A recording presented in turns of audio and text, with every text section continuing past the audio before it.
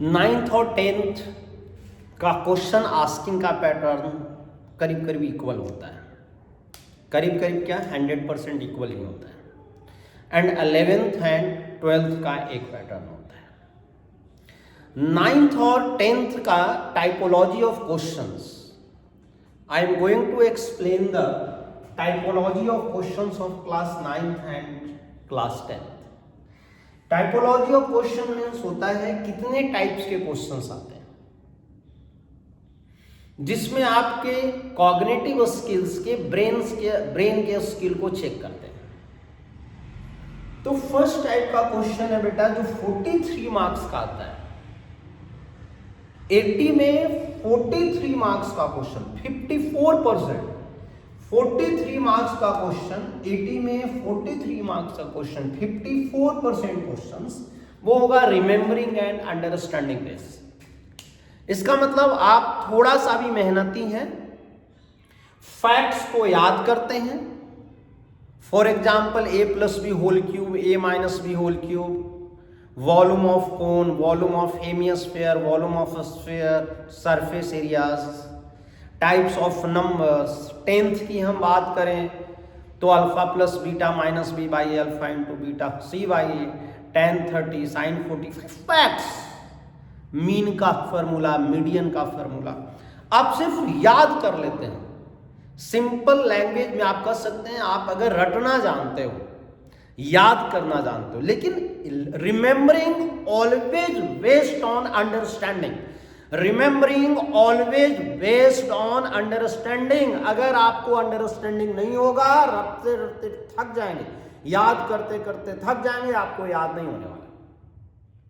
So first of all you have to understand the things. चीजों को पहले याद कर समझें, समझने के बाद ही याद होगा।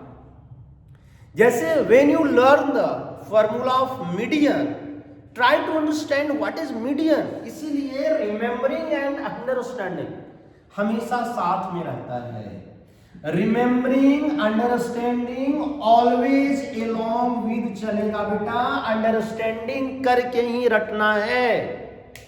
अंडरस्टैंडिंग जितनी अच्छी होगी, रिमेंबरिंग उतना ही अच्छा होगा। इस बात को याद रखिए। a+b whole cube, a³ + b³ + 3a² b + 3ab² है, तो पहले समझें ये कैसे हो रहा है। a+b होल क्यूब को 3 बार हमने मल्टीप्लाइड किया तब आया। वॉल्यूम ऑफ सिलेंडर याद करते हैं आप तो समझें कि πr² × h कैसे हो रहा है। मीडियन का formula L + n/2 - CF/F × h होता है, तो ट्राई टू अंडरस्टैंड कैसे होता है। You have to understand. If you are not understanding this concept, याद नहीं होगा। इसीलिए रिमेंबरिंग प्लस अंडरस्टैंडिंग, अगर थोड़ी सी अंडरस्टैंडिंग है और रिमेंबरिंग कैपेसिटी है तो आपका 43 मार्क्स कहीं नहीं जाने वाला। 43 मार्क्स तो आएगा ही आएगा। उसके बाद एप्लीकेशंस, जितना ज्यादा अंडरस्टैंडिंग होगा, जितना ज्यादा रिमेंबरिंग होगा, एप्लीकेशंस की ओर आप उतना ही ज्यादा बढ़ेंगे। Your applications capacity, how to apply the formula to solve the problems, means you will apply your skills in solving the different problems. आगे बात समझ में? It means that आपका रिमेंबरिंग अंडरस्टैंडिंग बहुत अच्छी होनी चाहिए। उसके बाद आपका 19 मार्क्स आएगा। अगर आपका ये द बेस्ट है, if your remembering and understanding is the best, it means that your applications to solve the problems will be also the best. इसलिए always try to think to improve your understanding and remembering. That will help you to solve the problems in different way. Clear? Means उसके बाद आपका 43 marks plus 19 marks again you will achieve in very easy way. But you have to know the questions. Typology means यही होता है, to know the nature of the question.